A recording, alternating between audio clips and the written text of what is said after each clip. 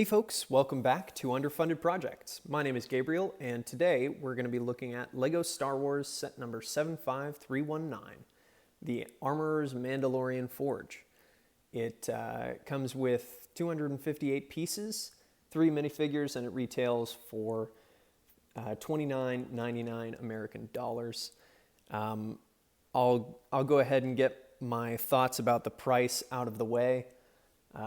So the way I look at whether something is worth it or not, it needs to have 100 pieces for every $10. So 10 pieces for every dollar that you spend on a Lego set, and or one minifigure per $10 with some compensation of pieces. Obviously that changes with battle packs and much larger sets because they're using much larger pieces and they usually don't come with that many minifigures. But that's the ideal Lego set for me, is 100 pieces and one minifigure for every $10 that I'm spending. Obviously ideal is not what Lego does all the time, I think, but in the case of this set, there are a few elements and pieces and the minifigures themselves that really enhance the value of this set. So I think it works out.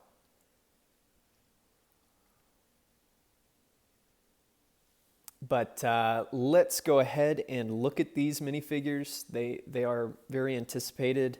I don't think... at first, this guy was very new. Last year when we got... or this past year, the beginning of this year, when we got Din Djarin in his Beskar armor. The print is still awesome, but... probably in the case of this set, I would have rather gotten the earlier version of his armor, just because I think there are 4 or 5 sets that we get him in this armor now. And the scene that has all 3 of these characters, I think begins with him in his original armor, and it'd be cool to kind of have that for the Mandalorian layer on Navarro. But still an awesome set. I guess we didn't look at him without the jetpack. I'm really glad we got a jetpack with him. There's that awesome arm printing. Comes with a black head. A nice gunmetal gray jetpack. And it comes with his weird looking buildable rifle. Still really, really weird, I think. But it works, I guess. And then this is probably my favorite minifigure out of all of them, is Paz Vizsla. I thought his helmet would look kind of weird, but it doesn't. It looks really nice. Just because in the show it kind of looks stubby, almost on purpose, but I wasn't sure how they were going to translate that into the minifigure. Fantastic leg printing. And kind of sad we didn't get arm printing, but the fact that he has a big old chest plate is great. Comes with a buildable backpack, jetpack. And then this gun is also weird. They definitely could have done better on that, but is what it is. I'm going to set that down. Also comes with a black head. And this chest piece is fantastic. It's identical to the printing underneath, so you can take it off and just have it be the same thing. But I love the Mandalorian symbol there on his shoulder pad. I was really excited to get that chest piece in general, but specifically for Paz Vizsla. And here is his chest plate printing on the torso.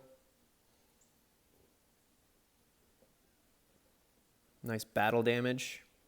So that's fantastic.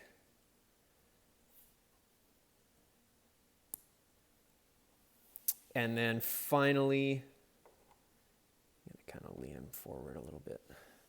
Finally, the armorer herself.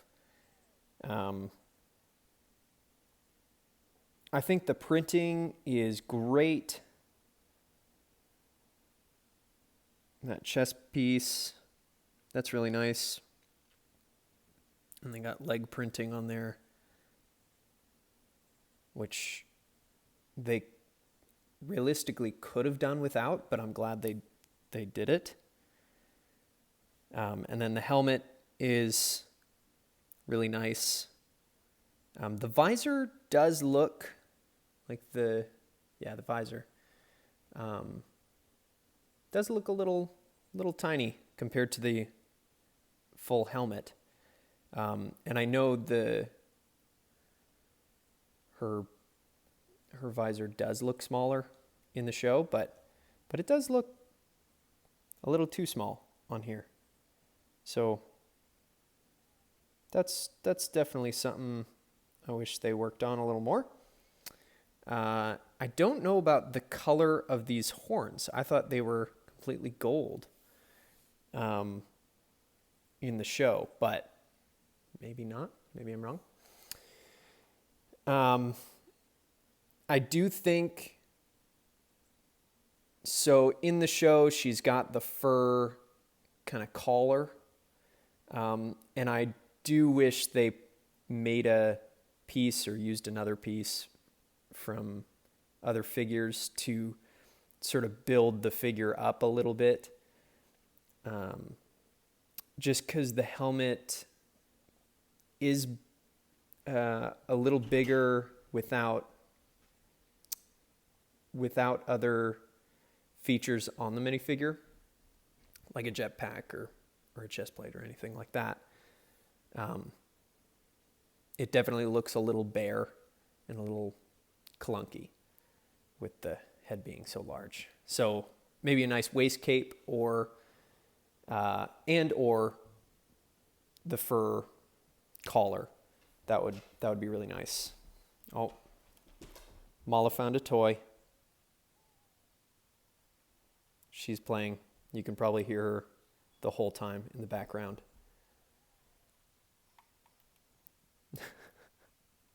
She's a cutie. So, yeah, but all said and done, minifigures are great. I'm going to set them to the side.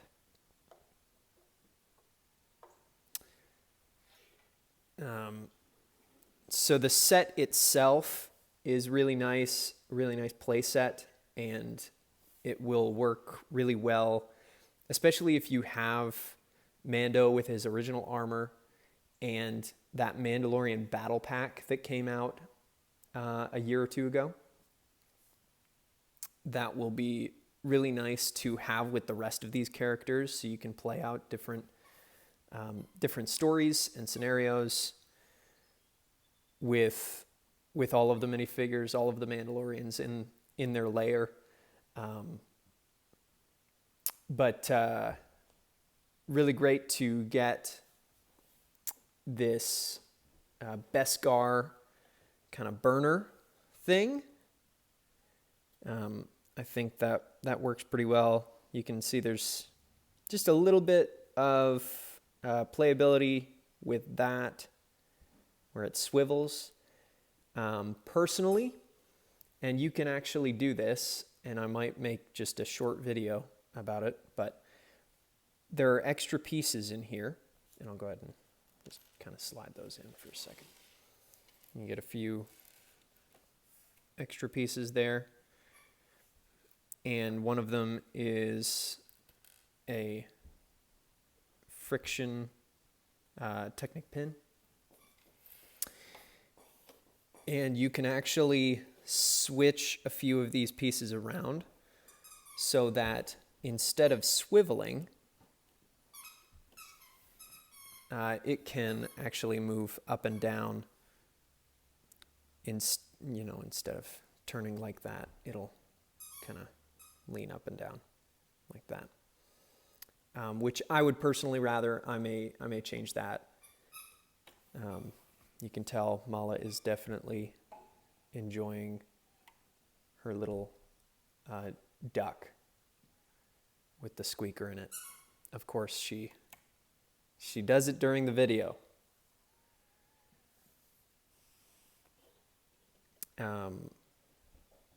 But that's okay. We can deal. We've got this little bin that the armor can hold, and it puts the Beskar on the fire. That actually holds in there very well. And I really, really enjoy that. The stickers for the corner pieces, those were really hard to put on. Those were tricky. I didn't like that. But is what it is. I think they turned out very well after a few passes. You got a little table here that the armor and Din Djarin can sit on. I don't know why there's a drink here, if that's supposed to be a drink. That's kind of weird, because they don't take their helmets off in front of each other, so why'd they be drinking with each other? Oh well. You'll also notice that I've already taken this kind of burner and sitting area off of the other part of the playset, which is kind of nice, so you can kind of open the space up a little bit more. So you can have it multiple ways. I'm surprised this part doesn't hinge. There's a hinge plate here, and I thought it would kind of come in and out, but there's also a static piece in here, that angle, 45-degree angle piece, which is fine, but I kind of expected it to be able to open and close anytime you want. But as we're talking about that, moving on to this next section, you've got a smaller area to melt Beskar steel, which is very nice. You also have a control panel and this fun little piece that is a Mandalorian hologram, which will come in handy in a lot of different play scenarios. So that's really nice. Next to that, you have a little cabinet that holds a few of the armorer's tools, imaginarily speaking.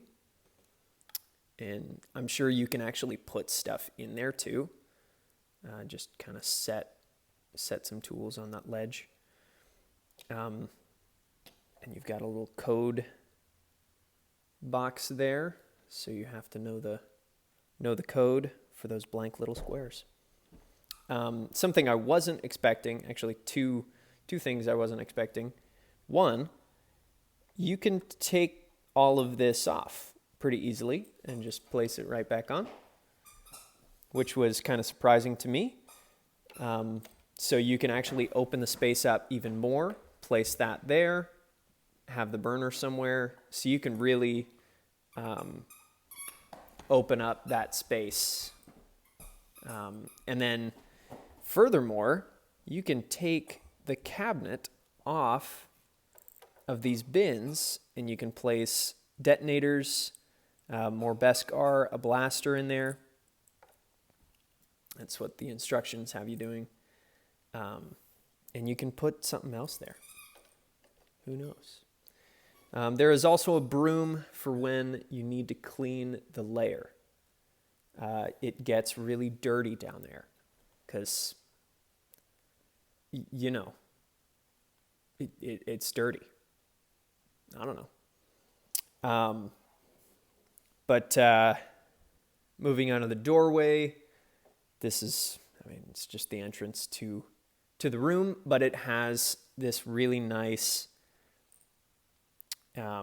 print on it of the Mandalorian symbol. I forget what the animal is called. It used to be, they used to say it was a bantha skull, but now I think it's the mythosaur. And I think there's just different canon versus legends lore on that. But you actually get two of these, one for this side and one for the interior side, which I did not think they would do. Like that was completely unexpected. I thought it was just an extra sticker at first, but that's really nice that they do pay attention to the back of the set, because it's also on display, I guess. Yeah, so that's really nice, and you can actually take one of those off and put it on a different, your own custom Mandalorian layer, so that they can have storylines where they're going between the layers, and you've got to enter the unknown place. I don't know. You can make up stories with it. And then finally, there's a little table here where Mando can sharpen his ice skates, and there is also a blank helmet, which I do want to say that I really enjoy that they included. I do wish that they would have printed the visor on. I don't understand why that was so hard. It's basically like his other one. In fact, it's the same one as his original armor. But they could have just printed the black visor on, and it actually be kind of useful. On the other hand, it is cool to have just a blank piece like that. It's just not useful for any other minifigures if you want to arm your new Mandalorian people. But it's fine, I guess. So, yeah. But it's okay. I think that's really it. I showed you the back, I believe. You got these little lights here. That's kind of nice. Brings texture to the playset. Yeah, that's honestly it. The box art is decent. I was really excited for this set to come out because of the minifigures, because of just the playset itself. It allows for a lot of great storylines. Here's the back of the box. And yeah, let me know your thoughts on it. Sorry this review is a little late. I just now, in late September, got the set because I was on a trip when the wave came out, the September wave. So I'm still looking for a few of the sets that I'm wanting because stores are empty. So sorry the review is late. Also, it is very long. It's totally unscripted. I didn't really rehearse much before this, except saying the number 75319, which I messed up many times. But yeah, so Great set overall. I think you should definitely consider picking it up if you are not really wanting to spend a whole $30 on this set. Just wait until it goes down to $25 later in the year. I think it will later on, but it is definitely more popular than others. So consider just going ahead and spending $5 getting it. As always, thank you for watching. Please consider liking the video if you liked it. Subscribe and comment. I love to see the conversations that happen in the comments below, and I hope to see you there. And also consider doing none of those things. Do what you want. You're an adult. Have a good one. Bye.